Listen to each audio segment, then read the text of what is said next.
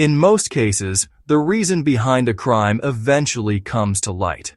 But every now and then, a tragedy unfolds that defies logic, leaving behind only questions no one can answer. Carolyn Johnson was born on February 29, 1972, in Provo, Utah. She was the only child in her family, and her parents cherished her deeply. They all maintained a close bond, and Carolyn had wonderful relationships with her relatives. From an early age, she was creative and especially drawn to music. After graduating from high school, she enrolled at Brigham Young University, choosing a major related to music, performance, and theater. She earned her bachelor's degree there and later devoted more than 27 years to teaching vocal performance at the same university. But her professional success didn't stop there. In addition to teaching, she opened her own home vocal studio, where she trained future performers. Many of her students went on to achieve great success, performing on Broadway, in professional theaters, and even appearing on stage as singer-songwriters. Carolyn's official career also included numerous performances across the United States and abroad. She sang in a women's quartet, appeared in musicals, and was a respected studio musician. Beyond her work, her greatest passion was her family, her husband, and 6 children. During her university years, Carolyn once stopped by a nearby bakery located next to the campus bookstore. At the time, Olin Johnson was working there. They struck up a conversation, and before leaving, he asked for her phone number. That same evening, Olin called her. Soon they began dating, and their connection quickly grew into a romance, then a wedding in Salt Lake City on April 24, 1992. More than anything, Carolyn loved her 6 children. She cared deeply about their success and encouraged them to develop their talents. Olin Johnson was born in American Fork, Utah on March 29, 1967. From an early age, he was hardworking, helping his parents with the family business and spending his free time outdoors. Dense forests and mountain trails always brought him peace. In high school, Olin became well known locally as a cross-country athlete.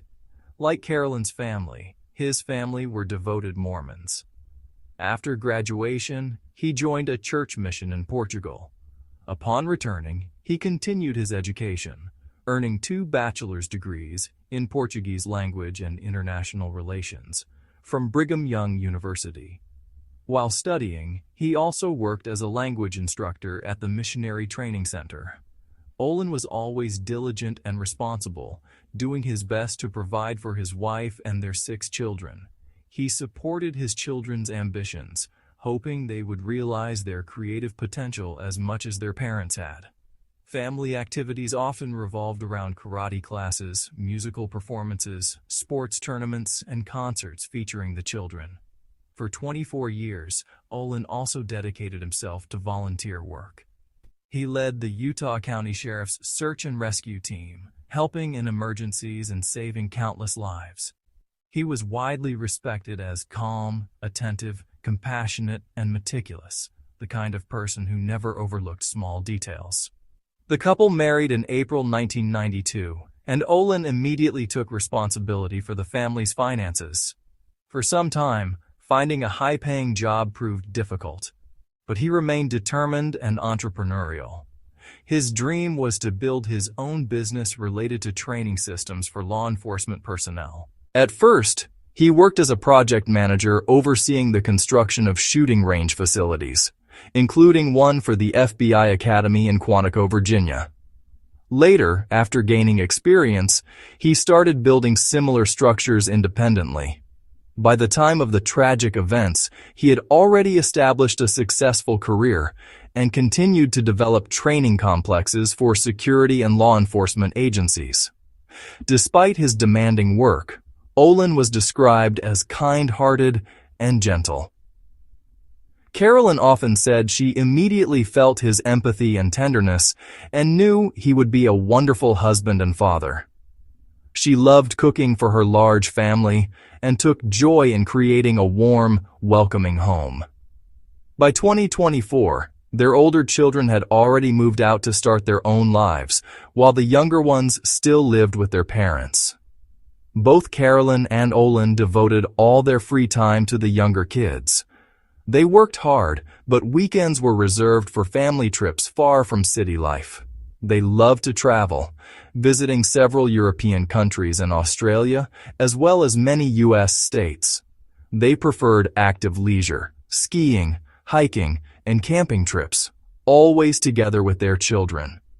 It was hard to find a more united family than the Johnsons. Carolyn and Olin seemed to live a full, happy life, teaching, performing, sharing family photos and posts on social media. From the outside, their world looked idyllic, yet in reality, things were more complicated. At 12:40 p.m. in June 2024, a call came into the American Fork Police Department in Utah. A teenage boy, his voice shaking, reported that a terrible tragedy had occurred in his home. He had found his parents lifeless in their bedroom. The boy said he had not witnessed what happened. He simply discovered them upon returning home. The victims were identified as 52-year-old Carolyn and 50-year-old Olin. Both were found on their bed, covered in blood. The son believed they had suffered gunshot wounds. Initial speculation suggested that the father had shot his wife and then taken his own life. Law enforcement arrived within minutes.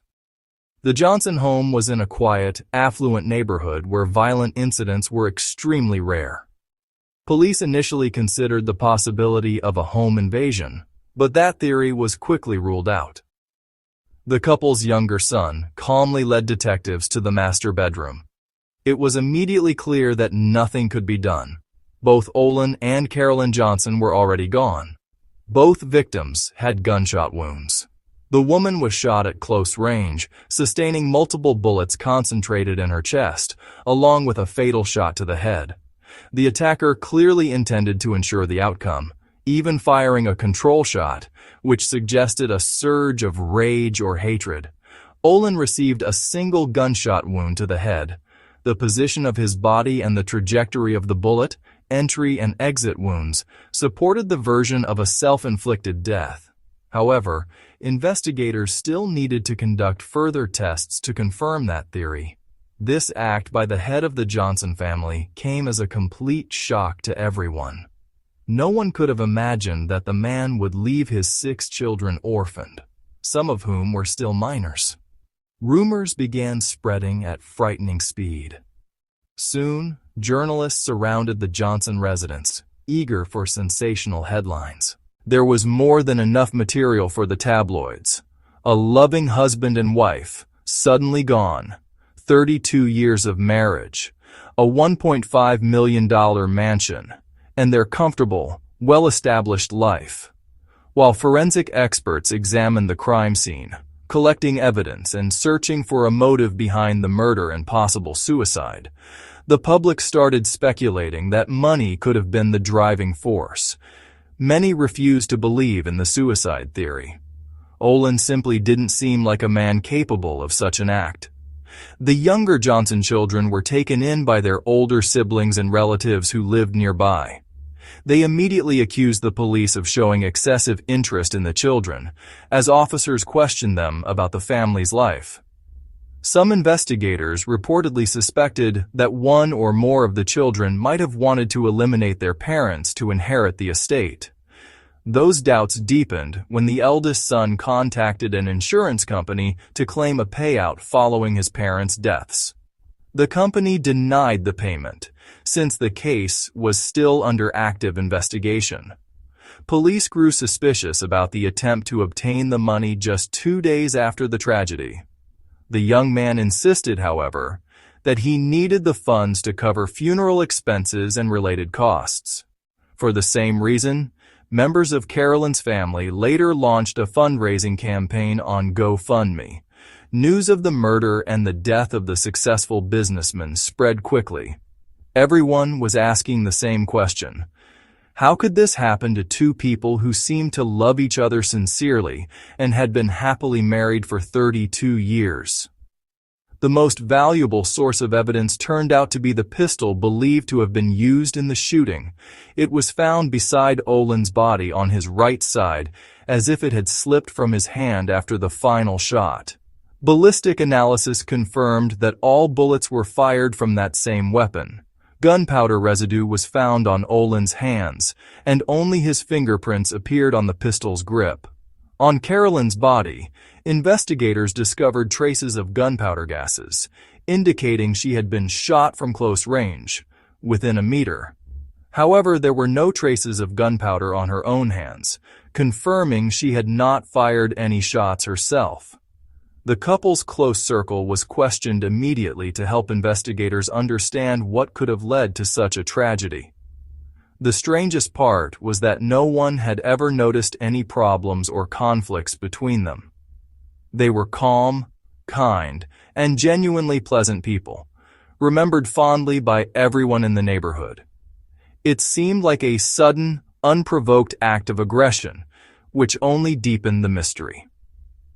To calm public speculation, the authorities held a press conference, urging residents not to panic and not to interfere with the investigation.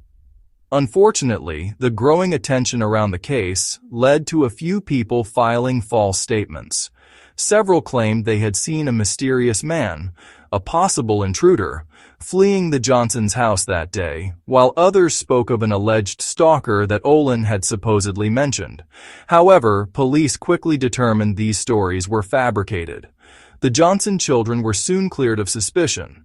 Forensic results confirmed the version shared by the youngest son, and now all 6 children, ranging from teenagers to adults, were asked to speak with detectives to help piece together their parents' relationship. Normally, in such cases, investigators can identify something, jealousy, money, betrayal, that explains the violence. But with the Johnsons, nothing fit that pattern. The only unsettling incident in the couple's past occurred between 2020 and 2021. Not all of the children witnessed it, but the youngest remembered that his father had been shouting, throwing objects around the yard, and breaking a few pieces of furniture. The episode frightened Carolyn so much that she called the police. Olin was taken to the station, but Carolyn immediately went after him, withdrew her complaint, and dismissed the situation as a misunderstanding. The couple rarely discussed it afterward, not even with close relatives. They feared gossip might hurt Olin's business reputation, and they preferred to refer to the event simply as an argument. According to the son who saw the conflict, his mother had not been physically harmed. No one in the family had ever experienced aggression from Olin. On the contrary, he was known as a patient, gentle father. No cases of domestic violence were ever recorded. Those close to the Johnsons confirmed that both parents were loving and supportive. Neither imposed pressure, physically or emotionally, on the children or each other. Despite a thorough investigation, detectives found no signs of forced entry. Nothing was stolen from the house, and the couple had no enemies. The crime scene did not appear staged. It truly looked like no outsider had been present. Blood traces and splatters were found in the living room on the floor and walls, likely where the attack began. However, there were no signs of struggle in the house or on Carolyn's body, suggesting she never even realized what was happening. Olin probably carried her to the bed afterward, perhaps a gesture of remorse or sorrow. He then took his own life beside her. From the moment the son called 911, many odd details were apparent, but one question loomed above all others. What was Olin's motive for the murder and his own death? None of the detectives' theories held up. Neighbors had seen no arguments or unusual behavior in the days before the tragedy. Olin had no mental illness or substance addiction. He legally owned his firearms, held several permits, and had professional experience with law enforcement, a background that required stable mental health. If there had been serious issues, investigators would have found them. On every front, he had an excellent reputation and was viewed as a professional and a family man. These positive testimonials only made the case more confusing. After examining the house, conducting forensic tests, and performing autopsies, the medical examiner's report classified the incident as a murder followed by suicide. The motive, however, remained unclear. Detectives began looking for clues in the Johnsons' social media and internet activity. They spent months reviewing the couple's online presence. Carolyn's accounts revealed nothing alarming. Her posts were cheerful and focused on family and music. Olin's activity was similar, except for one peculiar post made 4 days before the tragedy. He shared a photo of himself on his motorcycle and wrote, "No matter how bad of a person I am, motorcycles always love me back. And skiing, I'll always love that too." His children commented lovingly, calling him the best dad in the world. Sadly, that post would later be seen as an ominous sign. Though it revealed no clear motive, psychiatrists suggested that it hinted at inner distress, possibly resentment, or emotional fatigue directed at someone close, perhaps even Carolyn. Experts who analyzed his words believed Olin might have been struggling internally, trying to escape something. Still, no suicide note or written confession was found. The youngest son later confirmed that in the days before the tragedy, there had been some tension between his parents, not violence, but an emotional distance that was noticeable. Could that have been enough to trigger the tragedy? One alternative theory proposed that the incident was a professional staged murder by an outsider. Even after the children were cleared, detectives considered whether Olin might have had business rivals or enemies.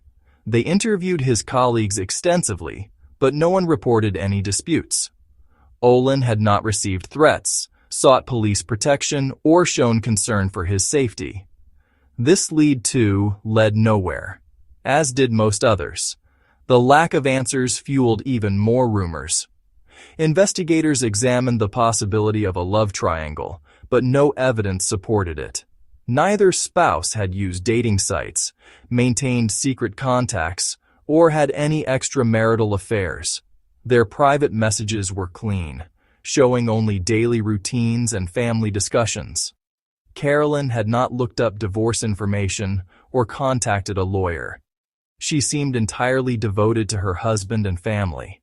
Journalists and TV crews constantly pursued relatives, bombarding them with questions about the endless speculation. The families of both victims had to repeatedly deny dozens of rumors. They gave interviews emphasizing their grief for both Carolyn and Olin. Despite his presumed role in the tragedy, Olin was mourned just as deeply. Toxicology tests revealed no alcohol or drugs in either of their systems. Relatives confirmed the couple never abused substances and rarely drank even socially. When all obvious theories failed, detectives turned their focus to the weapon itself. Finding its origin was easy. Olin was known as an avid firearms collector. His passion for guns was connected to his professional background in training facilities. He handled his weapons responsibly and kept them securely stored. Although some speculated that the collection might suggest Olin felt threatened, there was no proof of that. All firearms were legally registered, and he had no history of violence or misuse. Carolyn, on the other hand, never shared his enthusiasm for shooting. She seldom joined him at ranges and preferred to keep her distance from guns, not out of fear of him, but simply personal discomfort. Olin respected that, ensuring no one in the family, especially the children, had access to his collection. The media focused intensely on the gun ownership angle. Psychiatrists weighed in, calling the case uniquely unsettling. A man with no criminal past, no addiction, and no apparent financial or emotional crisis committing such a brutal act. Experts proposed multiple explanations, ranging from sudden psychotic breakdown to a moment of uncontrollable rage. Despite the lack of evidence, tabloids continued to promote the jealousy theory to attract attention, suggesting possible marital tension or an unspoken argument that escalated fatally. But once again, there was no proof of infidelity or divorce planning. Investigators even reviewed Olin's medical history. Years earlier, about 5 or 6 years before the tragedy, he had experienced mild exhaustion and temporary depression during a stressful period for his business. His doctor, who knew the family well, confirmed that it was nothing severe and had resolved after a short course of prescribed medication. By all accounts, Olin had fully recovered. His business stabilized, and life returned to normal. Police also re-examined a recent disagreement between Olin and his eldest son. The young man explained it was simply about differing views on education and future plans. They eventually had a heartfelt talk and resolved everything peacefully. The son later expressed frustration that detectives kept trying to assign blame when, in his view, the tragedy defied explanation. The murder and death of Olin and Carolyn Johnson once again reminded the community how fragile mental stability can be, even in families that appear strong and loving. The official conclusion listed the motive as a sudden psychotic episode. Although this could not be proven without Olin's testimony, it at least offered a plausible explanation for the spontaneity of the act. The younger Johnson children were taken in by Carolyn's relatives, who vowed to keep them together and help them heal. It was the only way to spare them further trauma from being separated. Their recovery would take years, especially for the youngest son, who had discovered his parents' bodies. He later said that his calmness that day was not strength but shock and paralysis. Once the forensic and medical work was complete, Olin and Carolyn were laid to rest, but in separate graves. Carolyn's family insisted on the separation, unable to understand or forgive the man's actions. Olin's relatives agreed. If you or someone you know is in crisis, please seek help immediately. Thank you for watching.